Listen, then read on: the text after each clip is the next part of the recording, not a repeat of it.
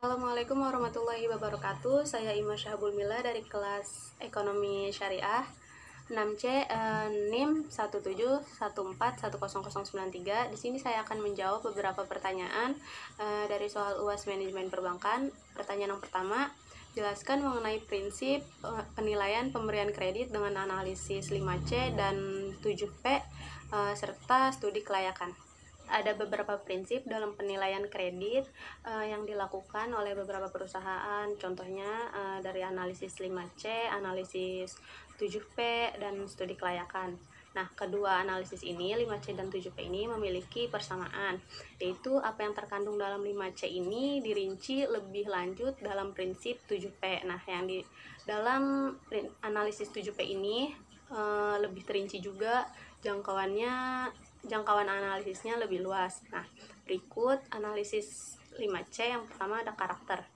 Karakter ini sifat atau watak seseorang atau calon debitur. Tujuannya adalah memberikan keyakinan pada pihak bank bahwa sifat atau watak dari orang-orang yang akan diberikan kredit itu benar-benar dapat dipercaya. Nah, yang kedua ada capacity. Capacity ini untuk melihat kemampuan calon nasabah dalam membayar kredit yang dihubungkan dengan kemampuannya mengelola bisnis atau mengembangkan laba. Nah, yang ketiga ada kapital. Kapital ini digunakan untuk mengetahui sumber-sumber pembiayaan yang dimiliki si nasabah terhadap usaha yang akan dibiayai oleh bank. Yang keempat ada kolekteral. Nah, kolekteral ini merupakan jaminan yang diberikan calon nasabah baik yang berupa fisik maupun non fisik. Nah, fungsi jaminan di sini itu sebagai pelindung bank dari resiko kerugian. Yang kelima ada condition. Nah, condition ini dalam menilai kredit hendaknya dinilai kondisi ekonominya sekarang dan untuk di masa yang akan datang sesuai dengan sektor masing-masing. Sementara itu, untuk penilaian dengan analisis 7P dalam kredit ini adalah sebagai berikut. Yang pertama ada personality. Nah, personality ini menilai nasabah dari segi kepribadiannya atau tingkah lakunya sehari-hari maupun masa lalunya. Nah, personality ini hampir sama dengan karakter dari 5C. Nah, yang kedua ada party. Party ini mengklasifikasikan nasabah ke dalam klasifikasi tertentu atau golongan-golongan tertentu. Nah, yang ketiga ada purpose. Purpose ini mengetahui tujuan nasabah dalam mengambil kredit, termasuk jenis kreditnya, jenis kredit apa yang diinginkan oleh si nasabah. Nah, yang keempat ada prospek. Prospek ini menilai usaha nasabah di masa yang akan datang apakah menguntungkan atau tidak, atau dengan kata lain mempunyai prospek atau sebaliknya. 5 ada payment. Payment ini merupakan ukuran bagaimana cara nasabah mengembalikan kredit yang telah diambil atau dipinjam. Dan yang keenam ada profitability. Profitability ini untuk menganalisis bagaimana kemampuan nasabah dalam mencari laba. Nah, yang ketujuh adalah protection. Nah, protection ini tujuannya bagaimana menjaga kredit yang dikucurkan oleh bank itu tetapi melalui suatu perlindungan, dapat berupa jaminan barang atau orang atau jaminan asuransi. Nah, setelah analisis 7P ada juga studi kelayakan. Nah, studi kelayakan ini antara lain sebagai berikut. Yang pertama ada aspek hukum. Nah, aspek hukum ini merupakan aspek untuk menilai keabsahan atau keaslian dokumen-dokumen atau surat-surat yang dimiliki oleh calon debitur. Nah, yang kedua ada aspek pasar dan pemasaran. Nah, aspek pasar dan pemasaran ini aspek untuk menilai menilai prospek usaha nasabah sekarang dan di masa yang akan datang. Nah, yang ketiga ada aspek keuangan. Nah, aspek keuangan ini merupakan aspek untuk menilai kemampuan calon nasabah dalam membiayai dan mengelola usahanya. Dan yang keempat ada aspek operasi atau teknis. Nah, aspek ini merupakan aspek untuk menilai tata letak ruangan, lokasi usaha, kapasitas produksi, serta usaha yang tercermin dari sarana prasarana yang dimilikinya. Nah, yang kelima ada aspek manajemen.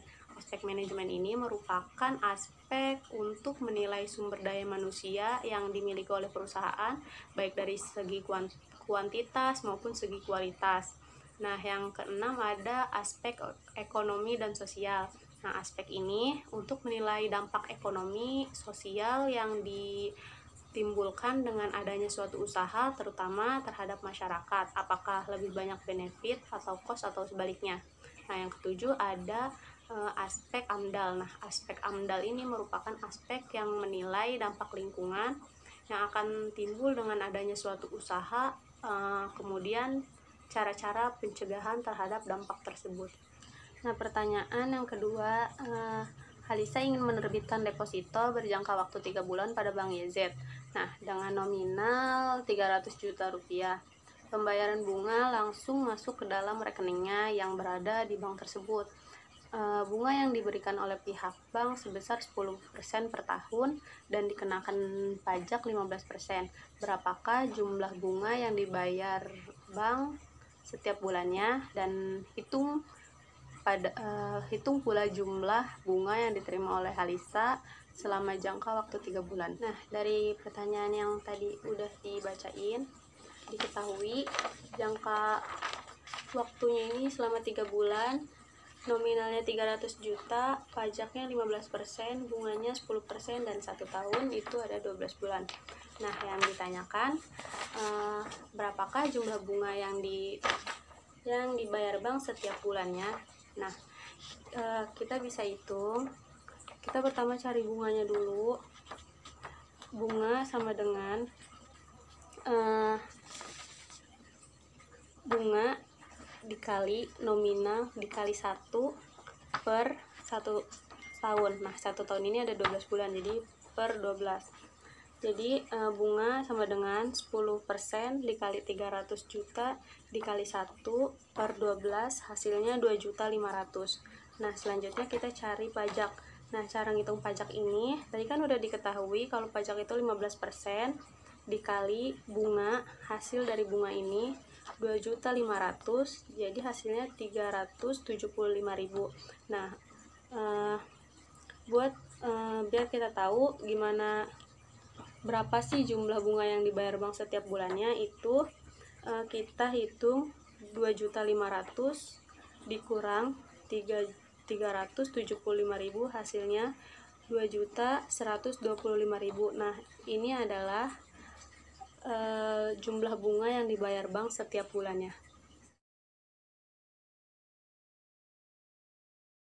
Ditanyakan, hitunglah jumlah bunga yang diterima selama jangka waktu 3 bulan. Nah, kita cari dulu bunganya. Bunga sama dengan bunga dikali nominal dikali jangka waktunya ini 3 bulan, jadi 3 per 12. Jadi bunga sama dengan 10% dikali 300 juta dikali 3 sama dengan 7.500.000. Nah, selanjutnya kita cari pajak. Tadi kita juga udah tahu kalau pajak itu sama aja ya 15%. Jadi pajak sama dengan 15% dikali hasil bunga yang ini 7.500.000, jadi hasilnya 1.125.000. Nah, biar kita tahu berapa sih jumlah yang diterima selama jangka waktu 3 bulan ini, jadi kita bisa kita jumlahin dari total bunga ini dikurang sama total pajak. Jadi 7.500.000 dikurang 1.125.000, hasilnya 6.375.000. Nah, ini 6.375.000 itu hasil dari jumlah bunga yang diterima selama jangka waktu 3 bulan.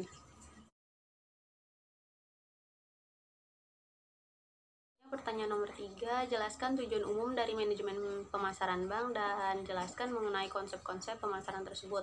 Nah, secara umum tujuan pemasaran bank ini yang pertama memaksimumkan konsumsi sehingga dapat menarik nasabahnya untuk membeli produk yang ditawarkan oleh bank secara berulang-ulang. Nah, yang kedua memaksimumkan kepuasan konsumen melalui berbagai pelayanan yang diinginkan nasabah, dan yang ketiga memaksimumkan pilihan atau ragam pilihan, dalam arti bank ini menyediakan berbagai jenis produk sehingga nasabah memiliki beragam pilihan. Nah, yang keempat memaksimumkan mutu hidup dengan memberikan berbagai kemudahan kepada nasabah dan menciptakan iklim yang efisien. Nah, konsep-konsep pemasarannya ini Yang pertama ada konsep produksi. Konsep produksi ini merupakan konsep yang menekankan kepada volume produksi yang seluas-luasnya atau distribusi dengan harga yang serendah mungkin. Nah, yang kedua ada konsep produk. Konsep produk ini merupakan konsep yang menekankan kepada kualitas, penampilan, dan ciri-ciri yang terbaik. Nah, yang ketiga ada konsep penjualan. Nah, konsep ini ditekankan lebih agresif melalui usaha-usaha promosi yang gencar. Nah, yang keempat ada konsep pemasaran. Nah, konsep pemasaran ini menurut Philip Kotler mengungkapkan keinginan pelanggan dan penuhi keinginan tersebut. Dan yang kelima ada konsep pemasaran kemasyarakatan. Nah, konsep pemasaran kemasyarakatan ini konsep yang menekankan kepada penentuan kebutuhan, keinginan, dan minat pasar serta memberikan kepuasan sehingga memberikan kesejahteraan konsumen dan masyarakat. Sekian dari saya, kurang lebihnya mohon maaf. Assalamualaikum warahmatullahi wabarakatuh.